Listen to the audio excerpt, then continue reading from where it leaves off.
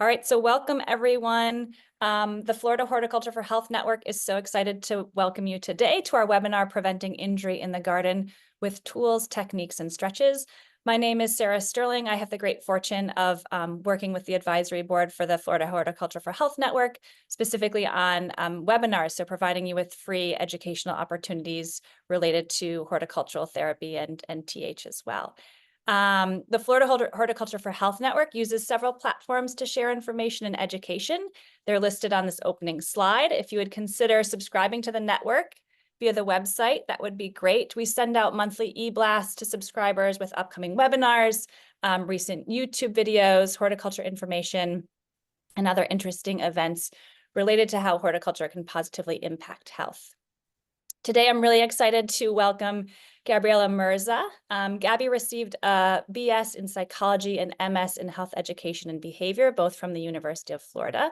She's worked in the public health and health education field for more than 15 years in domestic and international roles. She currently serves as USU Extension Health and Wellness faculty with the Health Extension Advocacy, Research, and Teaching, which is HEART initiative. This addresses the opioid overdose crisis and other public health issues.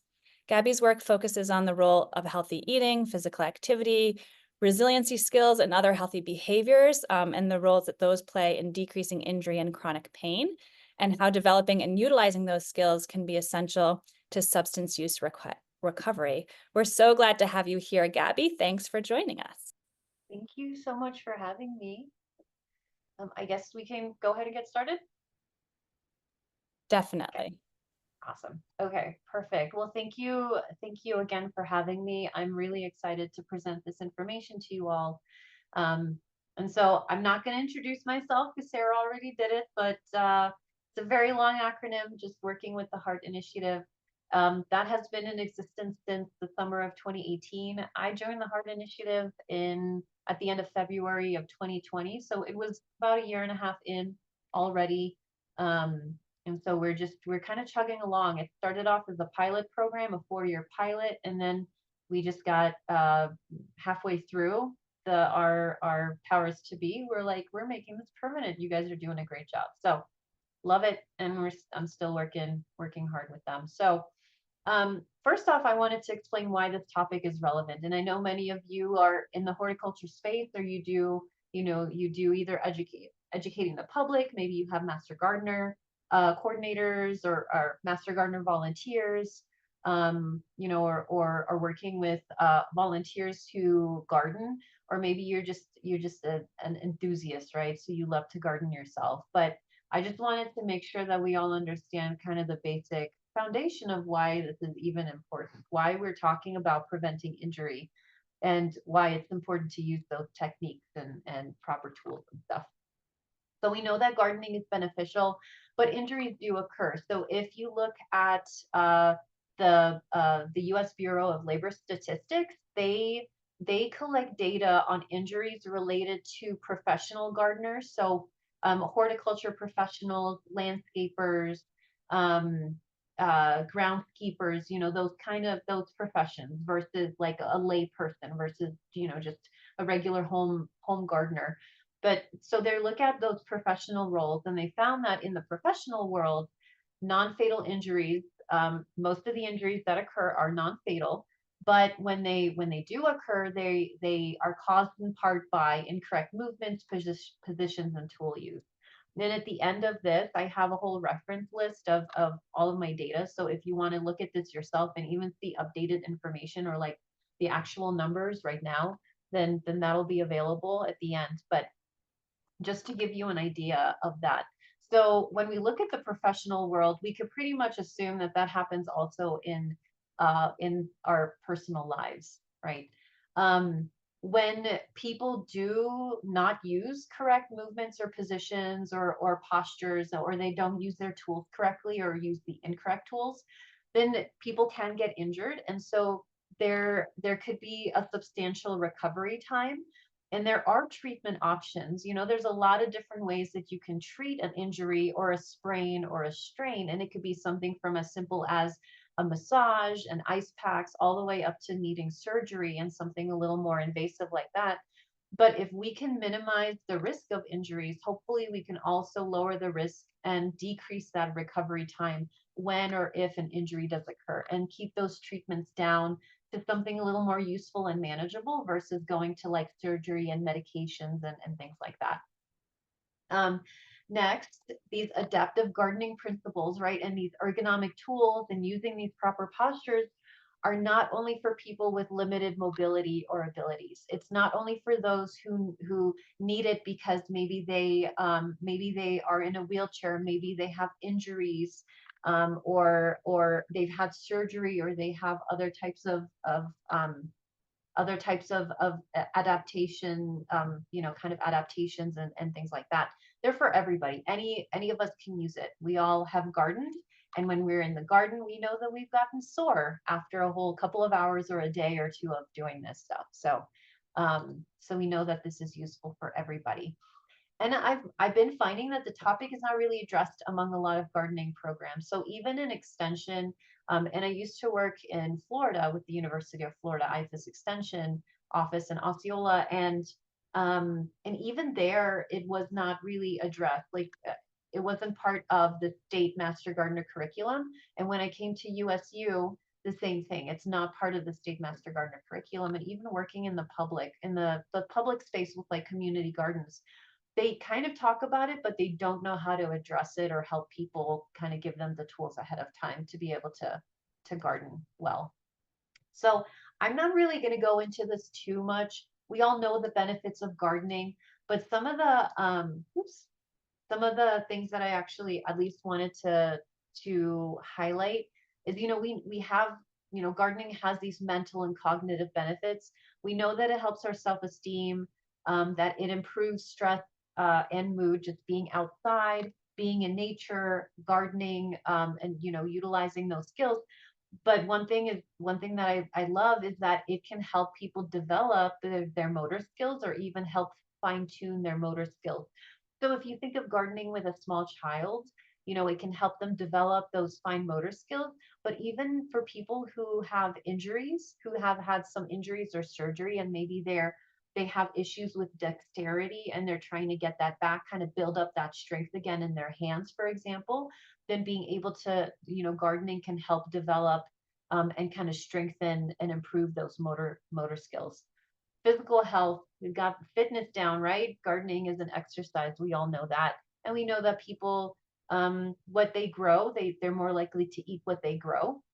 And I always tell people, until there's such a thing as a bacon tree, that's a little bit hard. But right now we got the fruits and vegetables. We know that is part of great nutrition. So, and then lastly, that social health aspect, being able to interact with people. So if you garden with somebody else, or maybe you have a community garden, you can build that interaction and being able to build those relationships with others. And then skill development. So not only the skills of being able to plant something and have it grow and not die, those are essential skills.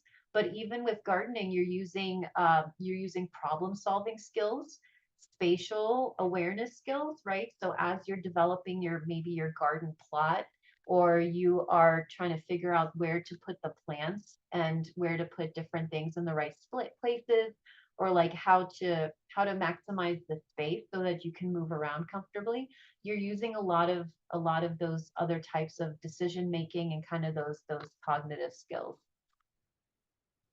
But we know that injuries do occur, right? So there's two kinds. We've got traumatic, and these come from power tools. You can have these kind of these more serious bodily injuries, so rotator cuff injuries. You've got bursitis in your knee, maybe you've got a torn ligament.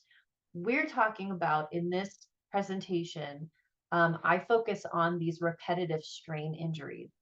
And so these RSIs are the pain that you feel in your muscles, your nerves, and your tendons that are caused by these repetitive movements and overuse. So if you think of raking, if you keep raking to one side, and keep doing that movement with your upper body, you can start, and later in the day, you can feel it in your neck, in your shoulders, in your lower back.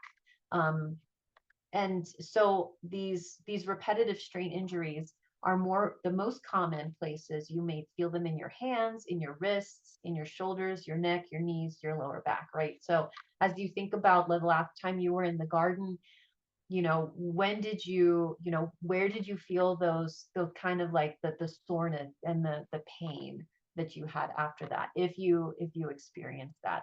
So we're talking about these RSIs. And there's a lot of different reasons this can happen. And again, I'm going to go through this really quickly because I want to make sure we get to the videos, get to the fun stuff. So we know that it's hard work, right? We know gardening is a form of exercise. You are using muscles you probably didn't even know existed. You're like, I had no idea I even had all of these muscles in my body, and why are they all sore at the same time? So we know that it's hard work, it's a form of exercise. And so we want to treat it as exercise. So if you do exercise, like if you go to the gym, or you do, even yoga or tai chi or anything outside of gardening, any type of other physical activity, you you warm up, you cool down, you drink water throughout the whole thing. So that's the way we want to treat gardening, is as a form of exercise. Injuries can happen if we have existing conditions. Then gardening can exacerbate those existing conditions, can make them worse. So joint pain or inflammation, if we've had surgical procedures, even arthritis, it can make them worse. If we do things incorrectly, where we can have an injury or just even soreness and pain. Improper gardening, just not either not using the correct tools, so the right tool for the right job, if we're not doing that, or we're just using tools incorrectly. So think of like shoveling or raking, and I'll talk about that. You'll see that in the videos.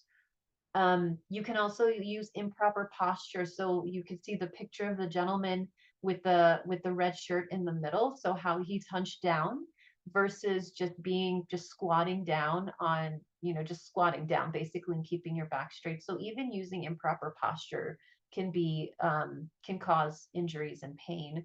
And then just lastly, the garden space. So the way that we have our garden set up, if there's not a lot of room to move around comfortably, or you have to reach too far to get to a place, or even if you're using like a lawnmower and you have hard edges around, and not a lot of space for the lawnmower to move through easily, things like that. So that can cause injury, or that can cause pain, because you're kind of straining your body around, kind of contorting it around to try to get, to in different, wedge yourself in different places in your garden.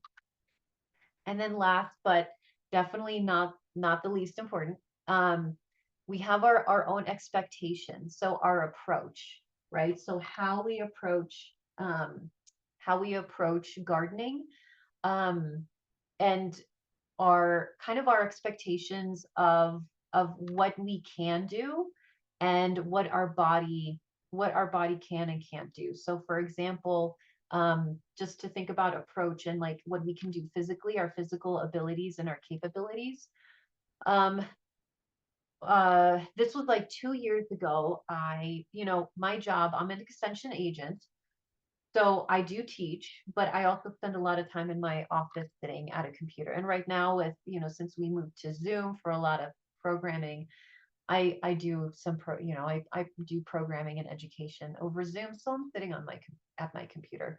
I get home, it's late, I'm tired. So I usually wait for the weekend to do all of my gardening tasks. And I have a list. So like 2 years ago, it was the spring. I was starting to plant stuff. We were putting in drip irrigation, and I'm like, I have this list. I have Saturday and Sunday. I'm going to try to get as much of this done as I can. Saturday comes, I'm planting things, I'm pulling weeds, I am cleaning stuff up, I'm putting in drip irrigation. Several hours later, and I am so tired and so sore. The next day, all I could really do was sit on the couch and just kind of stretch. But I was in quite a bit of pain. And so I had to change my approach. I'm like, obviously I don't garden every day. I'm physically active. I'm pretty fit, I think. So, but you're still using muscles, like different muscles. You're doing different things than what you normally would do every day. So I had to change my approach. So I made a list. I recovered. Took like a week, but I recovered and I made a list and I made myself I set my time, my I got up like about 30 minutes before I had to get up. So I normally get up at 7 a.m. to start getting ready for work. So I would get set my timer for 6:30. I got my alarm at 6:30. I would get up.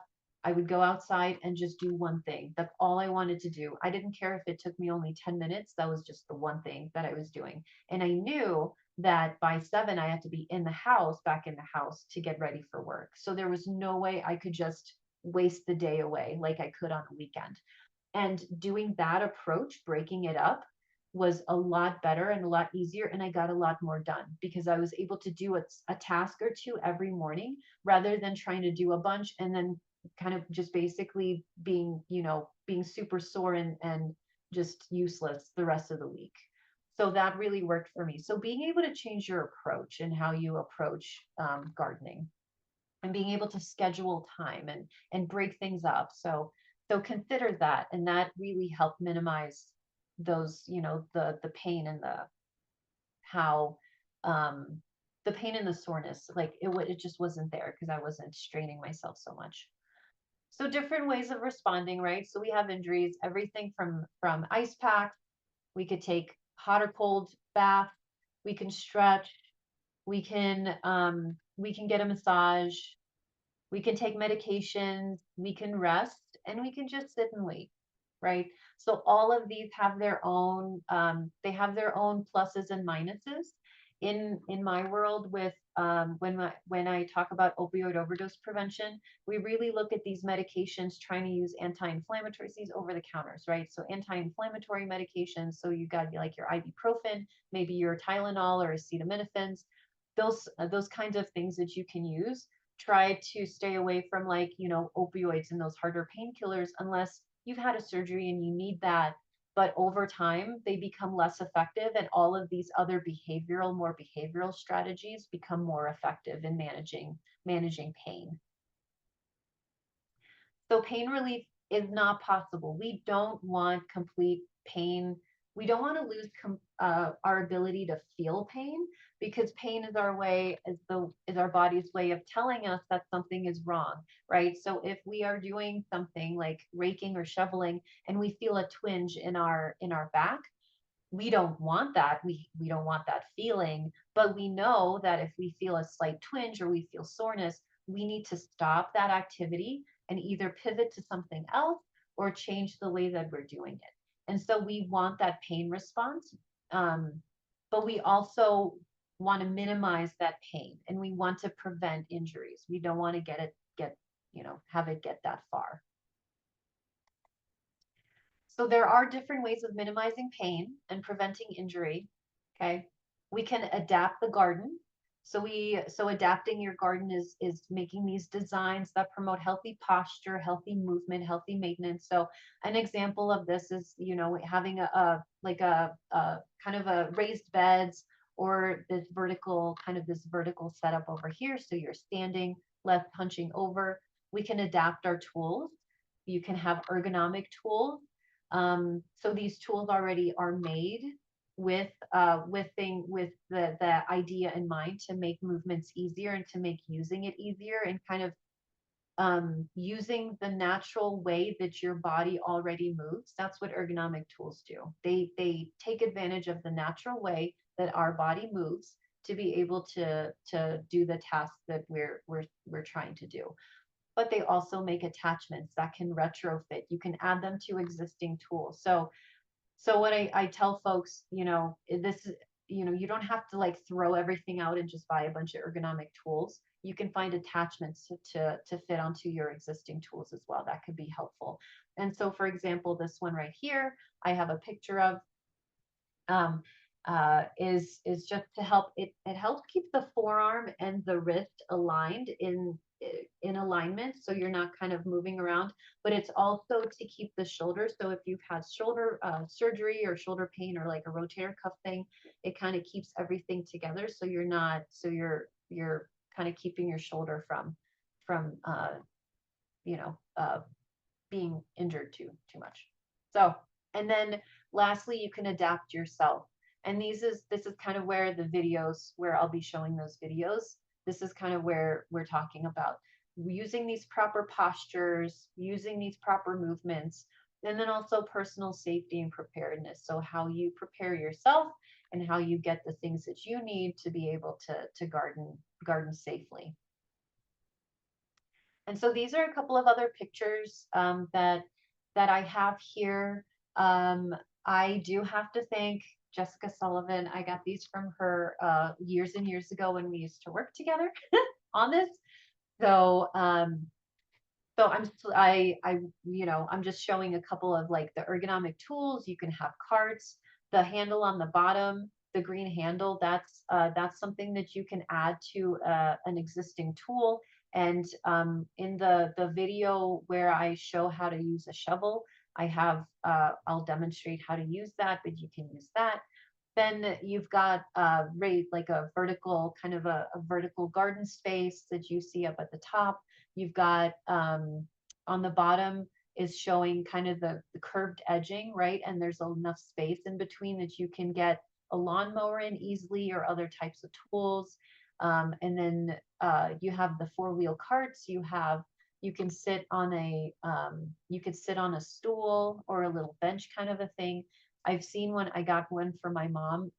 You flip it, it's a different style than this one, but you flip it around and it's got a pad underneath. So you could kneel on your knees without hurting them. And then when you flip it back, it turns into a stool. So that's been really helpful for her. And then just being able to have these kind of raised beds, having someone's in a wheelchair or a walker, they can move in underneath. So having enough space underneath that as well, like a shelf kind of a thing.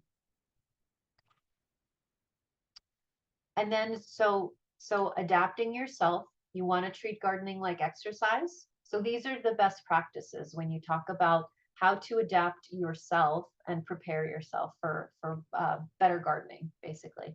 So treat gardening like exercise. You want to gather and use tools and equipment to make the tasks easier, obviously. So we just talked about ergonomic tools or getting these attachments that can fit onto existing tools. But even obviously gathering tools ahead of time so that you're not using the wrong tool. The next one would be changing tasks every 20 or 30 minutes and use alternate, all different muscles, right? So for example, if you're kneeling down and pulling leaves, after about 20 minutes, you want to change your task. You want to change and focus on doing something where you're standing up or vice versa. You also want to stretch as needed to loosen up any of those sore muscles. So even 20 minutes can be a lot for some people. So use what works for you. Maybe you need to change every 10 or 15 minutes. Maybe even in a certain position, you're starting to your muscles are starting to seize up a little bit. And so you want to stretch as you need to. Sorry, my phone. If you're doing a task that favors one side, such as raking or shoveling, you want to switch every couple of minutes to the other side. And this can vary depending on your again, back to your physical abilities and how I guess how your core is, how strong your core is. And it doesn't have to be, I mean, anybody even with a strong core might have to change sides, but it could be for me, it's like every 5 minutes I have to switch sides. Like I can feel that my back is getting sore. And so I need to move to the other side and start raking or shoveling on the other side. For some people, they could do a couple more minutes, but you definitely every like 5 or 10 minutes, you want to switch sides. If you're doing an overhead task, so let's say you're trimming tree branches or you're trimming hedges, where you're either reaching up or you're doing something where at least your arms are up kind of over your head, or at least your shoulders are, your arms are up over your shoulders. The best practice in this case is to take a break every 5 or 10 minutes. These are small muscles, our neck muscles, our shoulders. These are kind of small. It doesn't take a lot to make them sore, and we just tend to hold stress in our neck and in our shoulders and our upper back. We tend to hold and carry a lot of stress there anyway. And so it's already tight. And so doing this for too long can really kind of make that worse.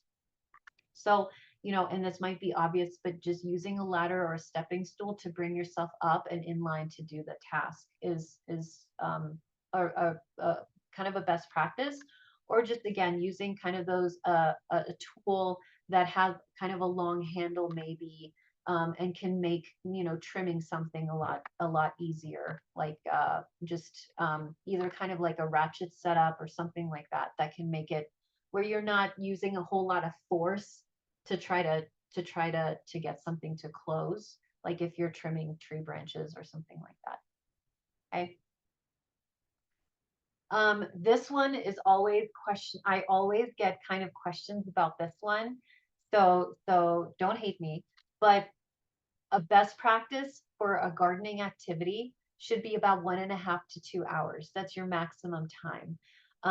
What I tell people, just to keep hearing me out, don't block me out, is obviously 2 hours, you might not be able to get everything done that you wanted to get done. So what I tell folks is that after about 1.5 to 2 hours, and this is with taking breaks, every 20 minutes you're changing tasks, you're switching sides, you're stretching, you're doing your little like small stretches. But after about 1.5 to 2 hours, take a longer break, do a full body stretch. So this is when you can go inside, kind of relax a little bit.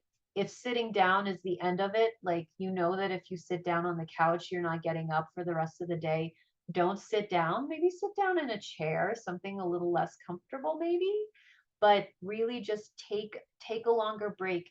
Get a snack. If you don't have a snack, make sure you're drinking water throughout the entire time, and then do a full body stretch. Don't just focus on what, like the small muscles or the few muscles that you worked, but do a full body head to toe stretch.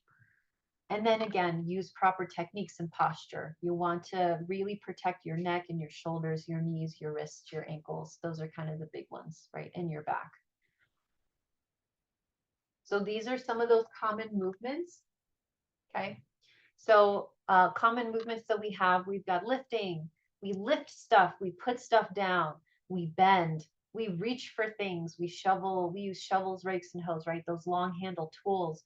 We carry things around, we kneel, maybe we dig and pull stuff, we sit.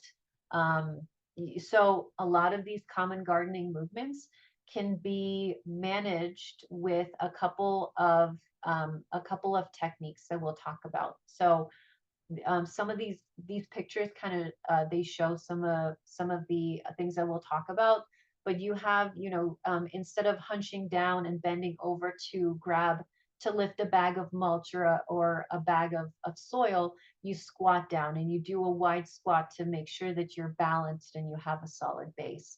If you're using a wheelbarrow, now a four-wheel cart is much better, because you don't have to use your, like with a wheelbarrow, you're engaging your core and your back to keep it stable so that it doesn't tip over. And that's extra work that you don't really need to be doing. So a four-wheel cart really is the best option for that. But if you have a wheelbarrow, make sure that instead of using your upper body to lift it up, get into a kind of a small squat, and then use your legs, push through your leg to lift up. And that keeps your back straight and keeps your upper body from doing that work of lifting, right? So you've got like a wide leg stance. If you're going to be using a long handle tool, using a wide leg stance to be able to get the job done. And then kneeling down. we probably already do this, but kneeling on your knees is fine. Using a knee pad or just knee pads that you have attached, you know, like you can carry everywhere. I use knee pads a lot, but sometimes they just kind of get annoying. So I do also have a knee pad or a yoga mat. But what I'm showing here is that it's actually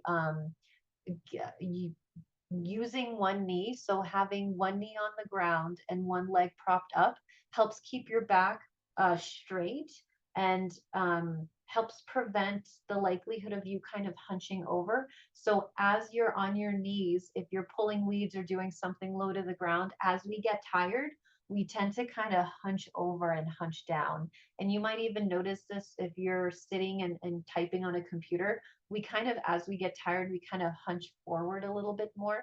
But having one leg propped up helps keep our back it helps keep our back more straight and in line, and we're less likely to hunch forward. And so again, it kind of protects those shoulders and that upper back. So there are 3 helpful techniques. And I'm going to show you videos of these at the end, or not at the end, but after these. But the first helpful technique is a squat. This is great for picking up and putting down items. You're engaging these larger leg muscles, so your quads, your hamstrings, your hips, your glutes, and even your abdominals. You're engaging your core, you're engaging the larger leg muscles by squatting. And so if by squatting to pick something up or put something down, you're helping to avoid strain to your back, to your knees, to your ankles, neck, and your shoulders. And again, in the video, you can kind of probably imagine all of this when you're like when last time you picked up a bag of something. But if I'll show you in the video kind of what I'm talking about. The next helpful technique, you've got the pivot technique. This helps you change directions without twisting. So just imagine picking up a bag of something or picking up even a bucket. And so shoveling. Okay, this is the example I'm going to use. So shoveling. You're shoveling something, you're shoveling dirt, and you have a wheelbarrow or a trash can next to you, and you're putting it into the trash can. Sometimes we kind of just get it on our shovel, and then we twist and just go off to the side, or we're picking up leaves and then we dump it to the side. Using a pivot technique avoids that twisting where you're not twisting your upper body. And this helps avoid strain to your back, your knees, and your ankles. And then lastly, the back and forth weight transfer. This is useful for moving items back and forth with a long handled tool. So this is something I use with raking. Raking is a big one where you would use this. And to an extent, you would kind of use this also as shoveling. You would at least use the wide stance that we're going to talk about.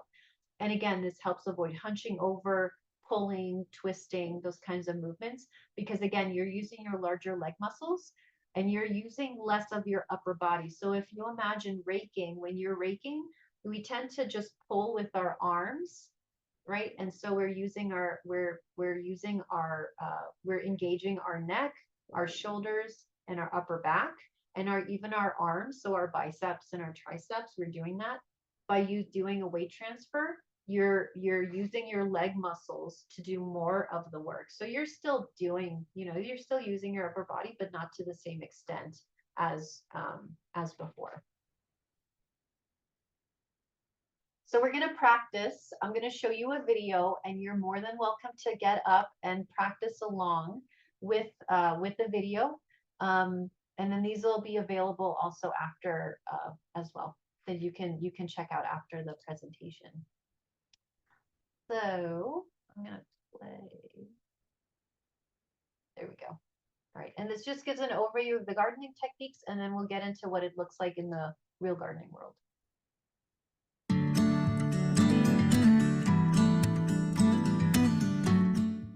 My name is Gabriela Murza, and I am a county extension faculty with Utah State University Extension. And welcome to my backyard. We're in the Salt Lake City area, and we are in full bloom. So I wanted to show you a couple of gardening techniques and things that you could do to make your common gardening tasks a little bit easier. The first technique I'm going to show you is called the squat. This is really useful for if you are lifting something up or putting something down. So for example, I have this bucket. Now for most people, depending on if it's a bucket or a bag or something else, they're gonna hinge down and they're just going to lift it up. And as you can see, I really just hinged over and used my lower back to be able to pick this up. With a squat, you're not engaging your back, and instead you're using your larger leg muscles to do the work for you. So in a squat, you're going to stand with your feet about shoulder width apart. If the item is larger or heavier, you might want to stand wider just to have better balance. But for this one, I'm just going to show with the bucket. So stand with your feet about hip width apart or shoulder width apart.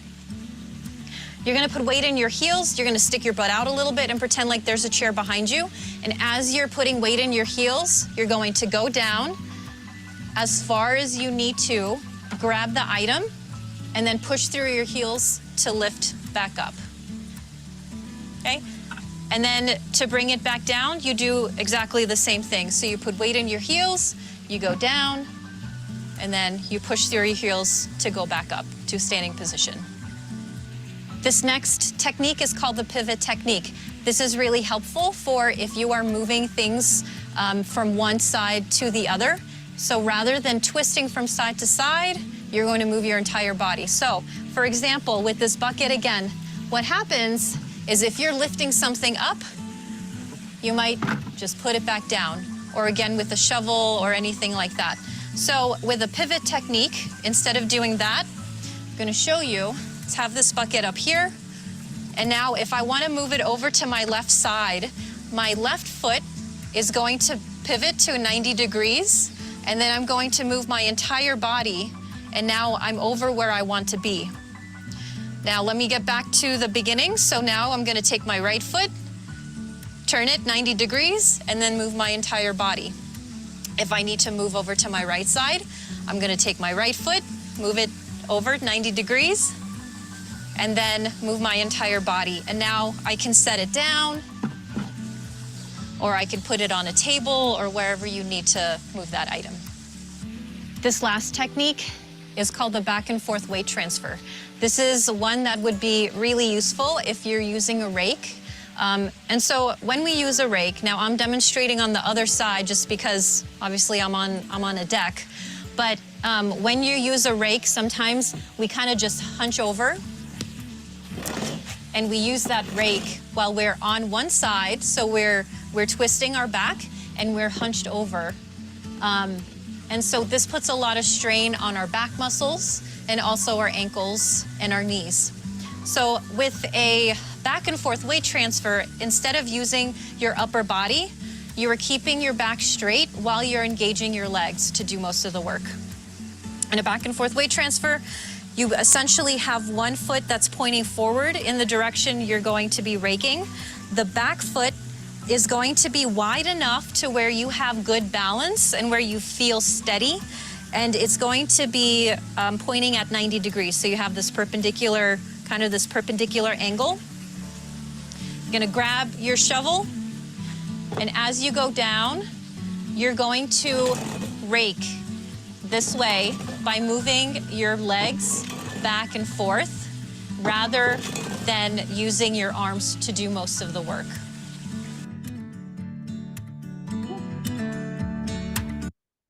Obviously, I meant that was a rake, not a shovel, but I just noticed that.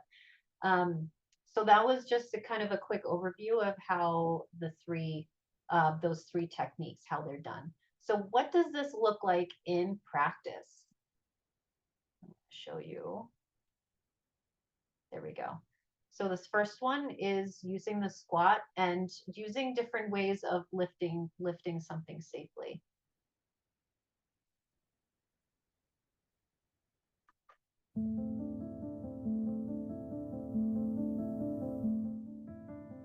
My name is Gabriela Murza, and I am a county extension faculty with Utah State University Extension. And welcome to my backyard. We're in the Salt Lake City area, and we are in full bloom. So I wanted to show you a couple of gardening techniques and things that you could do to make your common gardening tasks a little bit easier. The first technique that I'm going to show you is called a squat. A squat is really useful for when you are lifting something up or putting something down. And whereas instead of hunching over and hinging at the hips and getting most of that, your back doing most of the work, we're going to use our legs, our lower body. So to do a squat, you're going to stand about shoulder width apart, with your feet about shoulder width apart.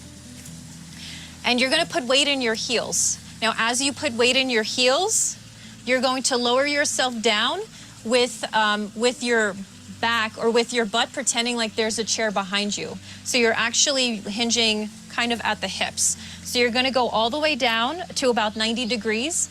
If you look down, you should see your toes right now.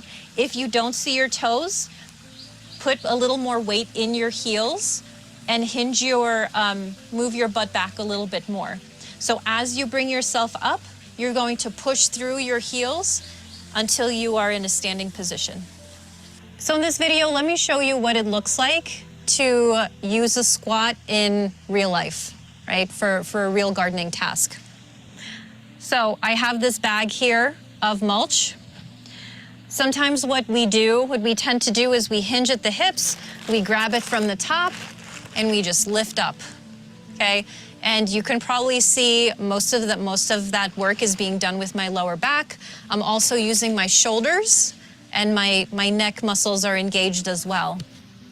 So if you're doing a squat, or when you're doing a squat, you're going to stand with your feet wider than the object. And if it's something that's heavier than this, you might want to stand even wider, because you're trying to get balance and a good strong base so that you don't fall over.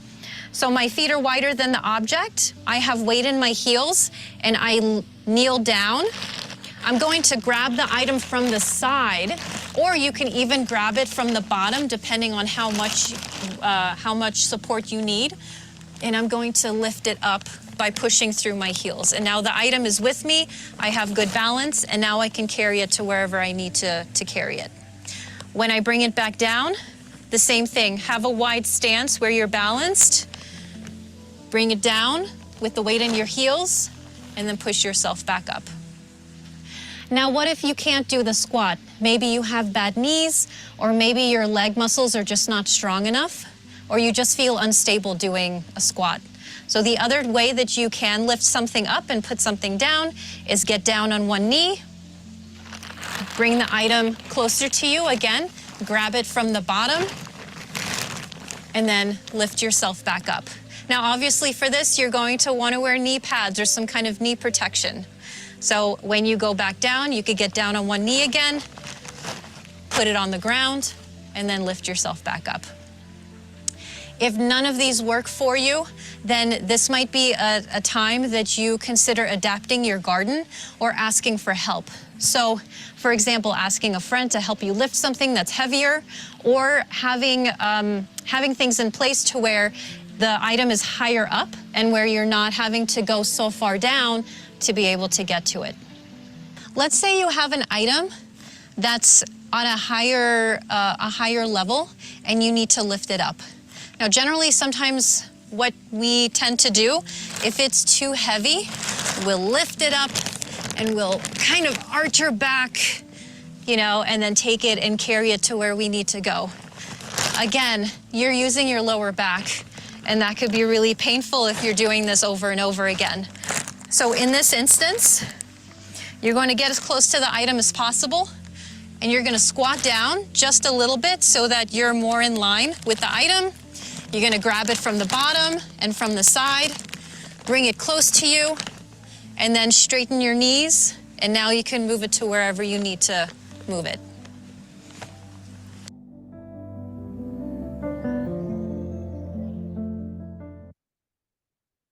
Great. Next up, using the pivot technique.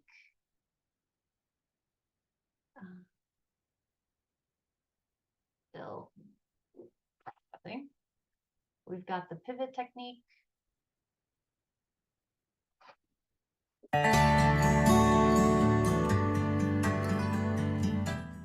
My name is Gabriela Murza, and I am a county extension faculty with Utah State University Extension. And welcome to my backyard, We're in the Salt Lake City area and we are in full bloom. So I wanted to show you a couple of gardening techniques and things that you could do to make your common gardening tasks a little bit easier. Movement is called the pivot technique. This is really useful if you are moving items from one side to the other, and instead of twisting where you might engage your lower back, your knees and your ankles and risk hurting them, this is moving your entire body to that side. So let's pretend like we're moving something over to my left side. Your feet are going to be about hip width apart, and you're going to use the foot, which I'm calling the lead foot, on that side. So if I'm moving to the left, you're going to take your lead foot, the left foot, and turn it at a 90-degree angle. And then you're going to lift your other foot and move your entire body over to that side. So now you're pointing in the direction you want. To go back to the beginning, you just take now your right foot and you turn that 90 degrees. And then you're moving your entire body. And now you're back in that beginning position. And the same thing on the right side. You take your right leg, which is now your lead foot, you move that and turn it 90 degrees, and then you're moving your entire body. Now let's see what a pivot technique looks like when you're doing a common gardening task. So I already have this bag in my arms, and I want to carry it over to my right side, over to my garden bed. So I'm going to take my right foot, move it 90 degrees, and move my entire body to the right side, and now I can move it over and then put it wherever I need to put it. Now let's say I am over here, and now I want to take it to another place. Now I'm going to move my left foot to 90 degrees, move my entire body, and now I'm heading in that direction. And then if you need to put it down, use that squat technique again, and then you can bring it back up.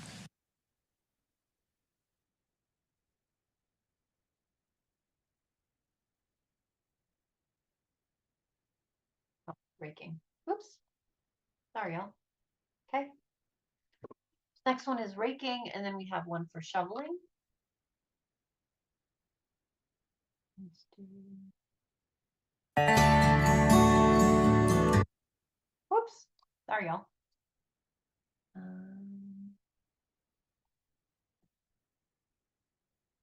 No.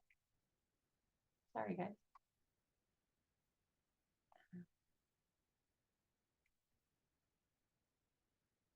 A little bit of technical difficulties here. Okay, that one. All right, this is the one I want. Okay.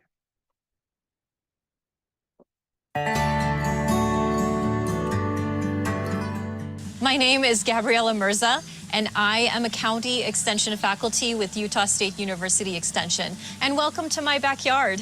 We're in the Salt Lake City area. Techniques and things that you could do to make your cause easier. I'm going to demonstrate how to use a rake properly using the back and forth weight transfer. So when we rake, sometimes we tend to kind of hunch forward and hinge at the hips and have our back engaged, our lower back maybe to one side, and we're raking where maybe we're doing most of the work is being done in our upper body with our shoulders. And so our neck and our shoulders and even our back are doing a lot of the work. In a back and forth weight transfer, most of that work is being transferred to your lower body. So you're going to have your front foot is going to be pointing in the direction that you're going to be raking. Your back foot is in a wide enough stance to where you feel balanced and secure. So if you're taller, you might need a wider stance.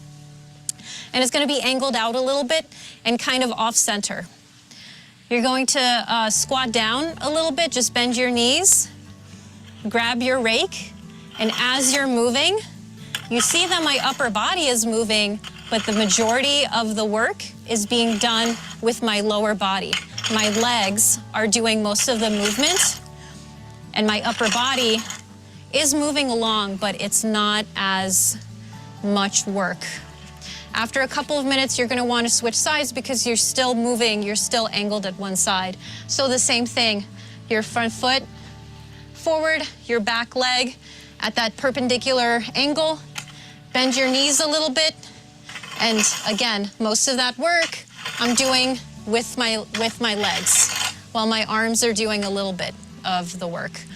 If you can't bend your knees for too long, you have knee problems, you can stand straight, a little more straight, but you're still moving your legs back and forth,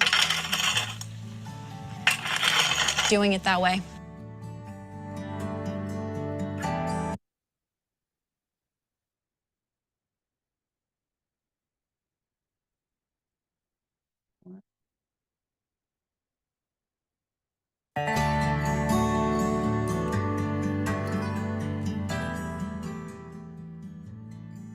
My name is Gabriela Murza, and I am a county extension. Could do to make your common gardening task.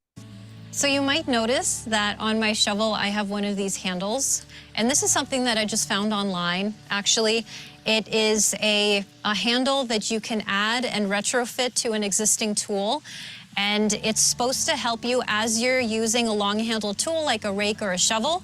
You have the handle, and so as you're doing your gardening task, it keeps your back straight because you're more elevated. Rather than hunching over like this, down farther, you have your handle and you see how my back is more straight. So let me show you what it looks like to use a shovel correctly. When we shovel, we normally will push down, we'll get our dirt, we'll hunch over, and then we'll use our back and then kind of just twist and move the dirt over to the side. So as you're seeing, you see that I'm hunching over to the side, I'm engaging my back.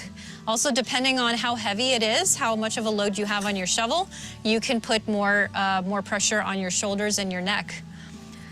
So I'm gonna show you how to use a pivot technique and a squat and part of a back and forth weight transfer so that you are taking most of that load off of your lower back. First things first, how are you? when you are putting something on your shovel, How's your, you're going to use the heel of your foot or the middle of your foot, never the ball, okay? So I'm using my heel, I'm pushing down. Now you get into a wide stance to where you're balanced.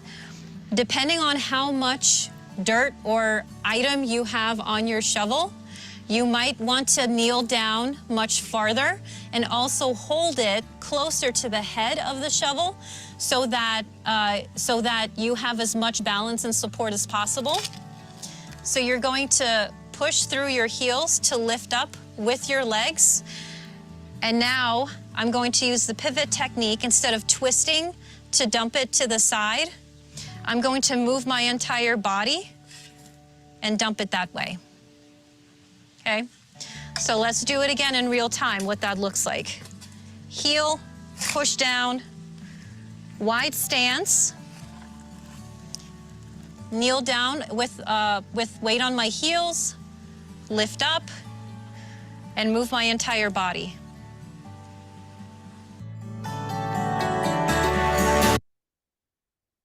Those were just some of the videos showing that those techniques kind of in action. So we only have a few minutes left, so I wanted to just finish off with just a couple of thoughts, but then also this an image of this document, and I can share this. You can I'll be able to share this so you can print it off, but it's a document that shows a full body stretch. So I was talking about earlier in a couple slides ago to use a full body stretch to stretch out different muscles as you need, and then do a full body stretch. So if you are looking for a routine or just some ideas, then I put this together a couple a while ago, and so it's basically a head to toe looking at 1 through 14 of these different stretches for different muscles and different parts of your body. When you print this out, there is a QR code, which I have blown up here as well. but the link goes to a demonstration video that basically demonstrates how to do each of these stretches properly. And so I'll make this available along with the PowerPoint. And so you can print this out. Hopefully you'll be able to print it out, or it could be emailed to you, whatever way would be easiest. And then you can check out the video as well. And this is really useful to do even before you start gardening, during, and then after. So final thoughts: gardening is a physical activity, so treat it that way. Follow best practices that promote those healthy postures, movements, and even maintenance in the garden by adapting the garden, the tools, and ourselves. And it's really not about perfection. So one of the things that I really want to emphasize is be mindful of your movement and adjust as needed. Because, you know, we garden a certain way, our body moves a certain way. And when we're tired, it's easy to fall back into those old practices that we do. I still do that. But just understanding that now you're like, oh, wait, I'm sore because I'm doing it this way. So let me stop, let me change what I'm doing. You know, kind of think back to those videos that we just watched and practice those a little bit more, and it becomes kind of second nature. It starts to get a little bit easier where you don't have to think about it so much. So it's not about perfection. It's just be mindful of your movement and adjust your moves as you need to. And so if you want to connect with me, my information is there. If you have any follow-up questions, you can connect with the Heart Initiative. We're on all of these social media platforms, and also our Heart website. There are more videos on YouTube, our YouTube playlist. We do a bunch of different other types of topics. So if you are interested in those, you can check us out on YouTube. And, let me know how this workshop helped you. If you are able to fill this out. If not, that's totally cool. But I will leave this up just so you can scan it if you'd like to. And that's pretty much it. So thank you very much for your time. I really appreciate it. Gabby, thank you so much. This was so helpful, and to see the videos of the movements kind of in action really brought it home. I found myself reflecting on how do I rake and how can I change my practices? So thank you so much. We have just about I'll maybe stretch it to 2 minutes left. So if folks have some questions, they can put those in the chat. I think the best option is to just chat. You guys are given options. You can chat to me, Sarah Sterling. Gabby, you might get some. So just to peek in your chat in case anyone has questions, we can cover those now. I got a question about the landscaping timbers repurposed as railroad ties. I believe those are actually railroad ties. The house that they were already at the house when we moved in, and so I think they were bought at like Home Depot or something, honestly. So if they were treated with anything or any, I have no idea, to be honest. So yeah, I don't know. We actually right now, this is old. This was from the summer, but we are replacing all of the railroad ties with landscaping blocks, with these giant heavy blocks. So we actually are getting rid of those railroad ties. Oh yeah, thank you. I don't have any questions in my chat. Jess, do you have any? Yeah, the handle, the plastic handle, I got it on Amazon. I just looked for like a gardening handle tool. I can send you what I actually used, specifically the wording, but it was like a gardening handle for a rake or something like that, and that came up. So I found that one on Amazon. Yeah, and those were all the tools, or all the questions. Great. I don't see any in my chat, but we're at wrap up time. So fortunately, Gabby had put her info on that last slide. Again, the recording of this webinar is going to be available to folks if you want to review it or get any of the materials. Oh, Bree, I see that. So it looks like Johanna has a question. You just have to unmute, I guess.